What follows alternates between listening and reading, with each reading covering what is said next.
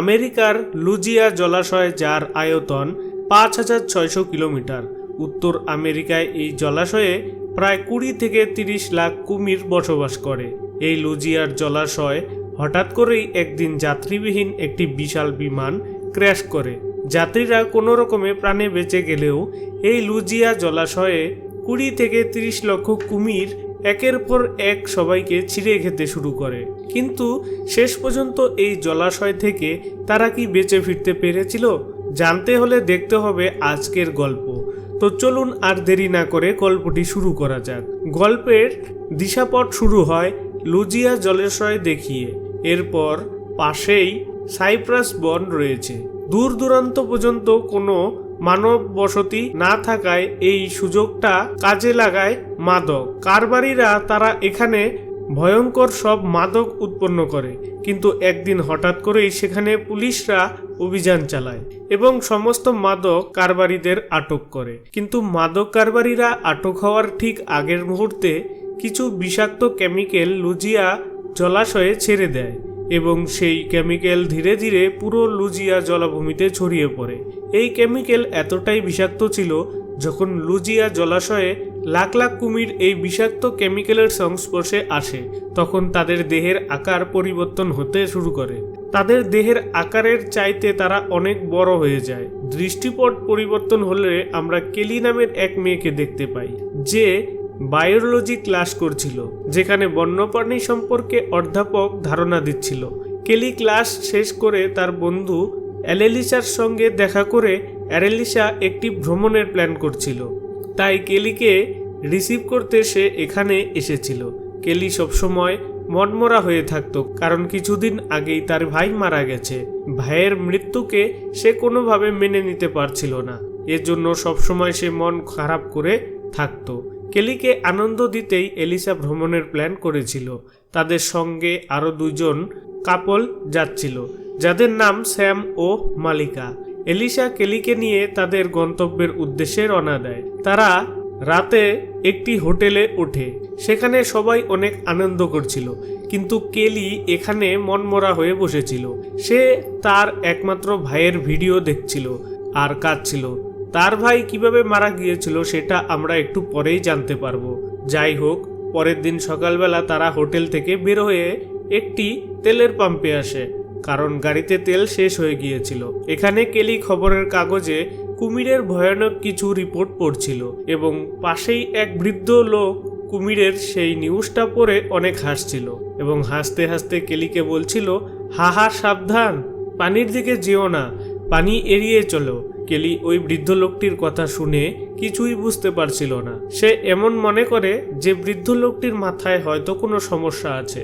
এরপর দেখা যায় তারা গাড়িতে তেল নেওয়ার পর একটি প্রাইভেট প্লেন ভাড়া করার জন্য আসে, যে প্লেনে করে তারা উপর থেকে লুজিয়া জলভূমির সুন্দরটা উপভোগ করবে এবং ফার্স্ট টাইম তারা এই অভিজ্ঞতা নিচ্ছিল।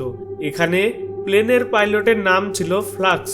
তার আচার ব্যবহার দেখে মনে হচ্ছিল সে অত্যন্ত দায়িত্বহীন এবং সবসময় নেশার ঘরে থাকতো। কেলি ও এলিসা যে জলভূমি ভ্রমণ করার জন্য প্লেন ভাড়া করতে এসেছিল, তাদের মতো ঠিক আরও অনেকেই প্লেন ভাড়া করতে ফ্লাক্সের কাছে এসেছিল।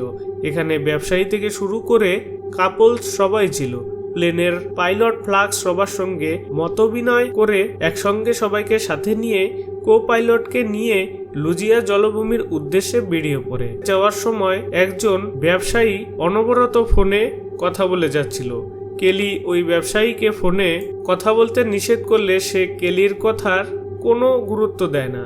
এইভাবে স্যাম ও বাকি সবাই ওই ব্যবসায়ীকে ফোনে কথা বলতে নিষেধ করলে ব্যবসায়ী কাউকেই পাত্তা দেয় না। প্লেনের সবাই প্রচণ্ড রেগে যায় ওই ব্যবসায়ীর কাছে।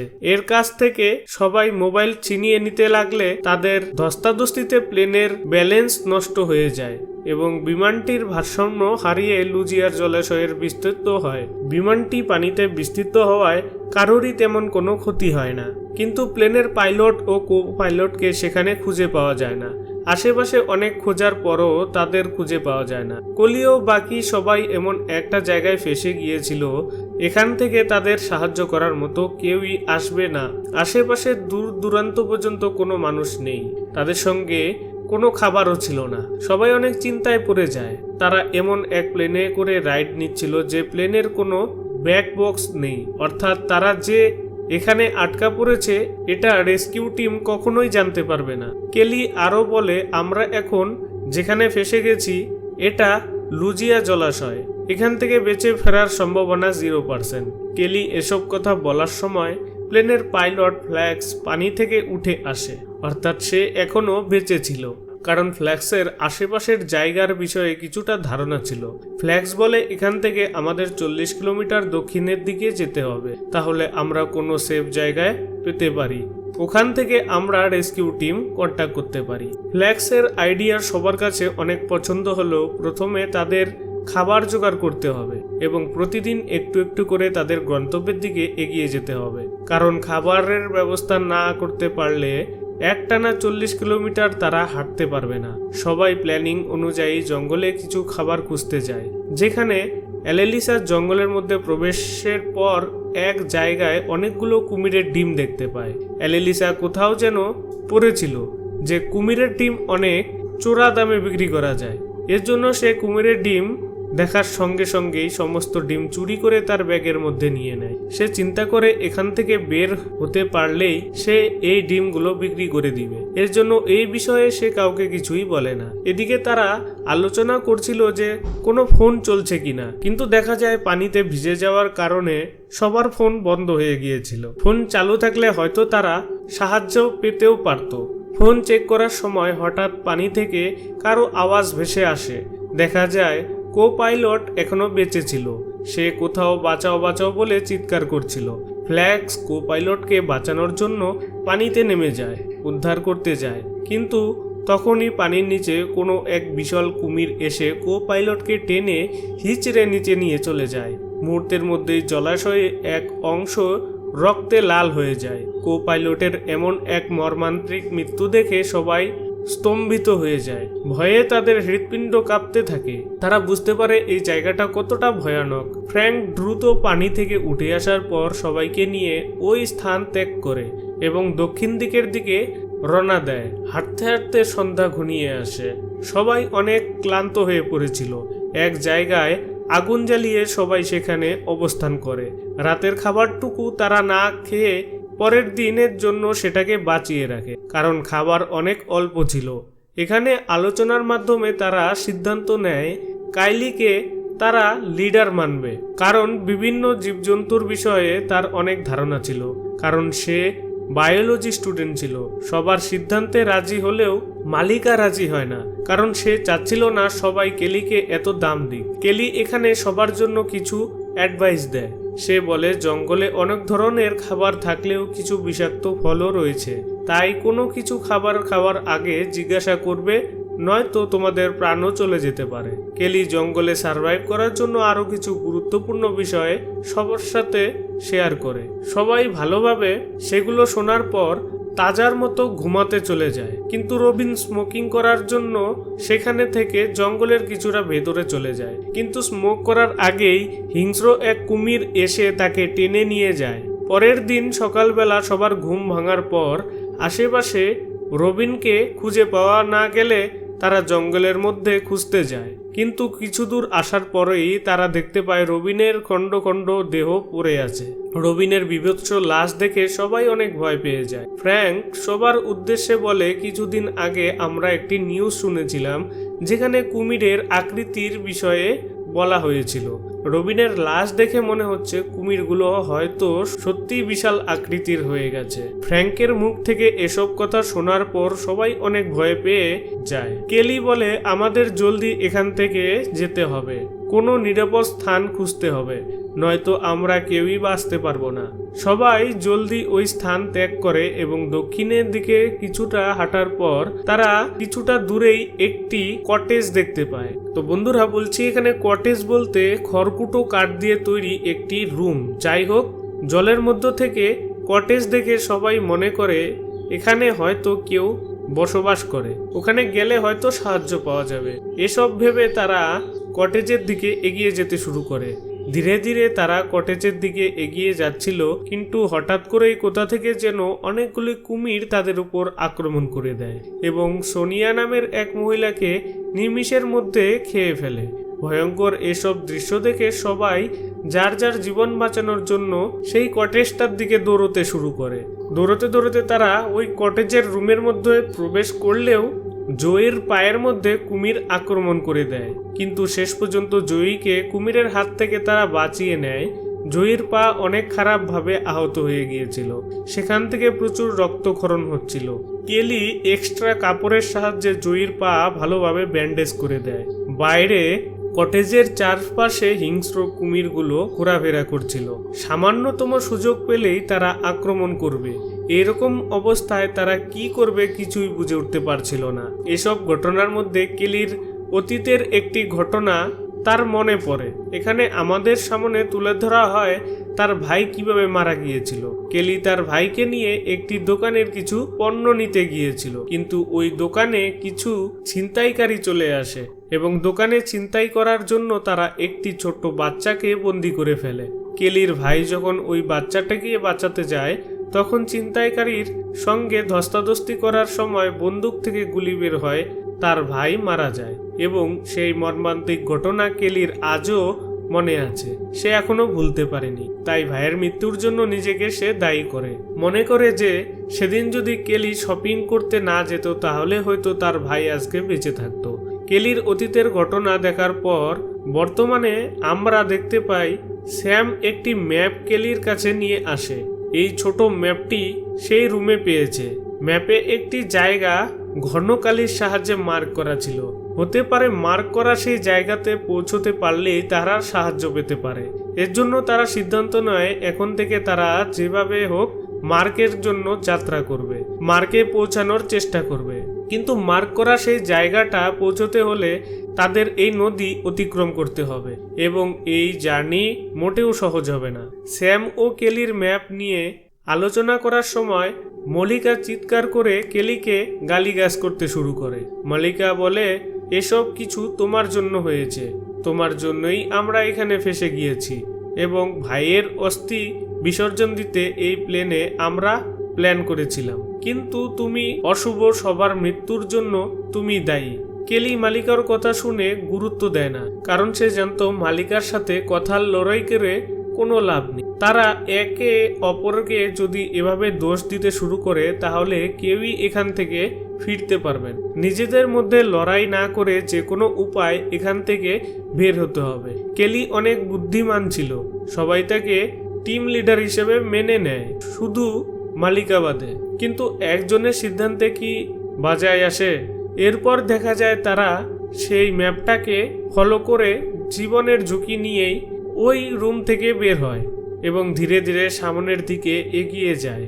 অবস্থা অনেক খারাপ হয়ে পড়ছিল, পা থেকে অতিরিক্ত রক্তক্ষরণ হওয়ায় সে ঠিকমতো হাঁটতে পারছিল না। সবাই জয়ীকে সাহায্য করে, কোনো রকম তাকে নিয়ে নদীর কিনারা পর্যন্ত পৌঁছে যায় এবং একসাথে সবাই একটি রাফট বানানোর কাজে লেগে পড়ে। রাফটের সাহায্যে তারা নদী পার হওয়ার সিদ্ধান্ত নেয়।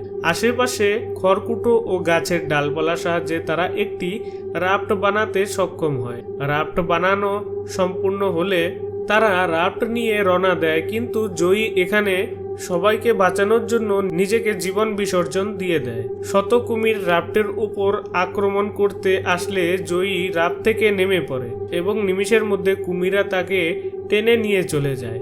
জয়ীর মৃত্যুতে সবাই ভীষণ ভেঙে পড়ে, কিন্তু একজনের জন্য সবার জীবন তো আর থেমে থাকবে না এবং রাফট চালিয়ে তারা সেই ম্যাপ অনুযায়ী মার্কের দিকে পৌঁছে যায়। এটা মূলত সেই জায়গা ছিল যেটা মাদক কারবারিদের আড্ডাখানা ছিল। ভয়ানক সব মাদক এখান থেকে তৈরি হতো।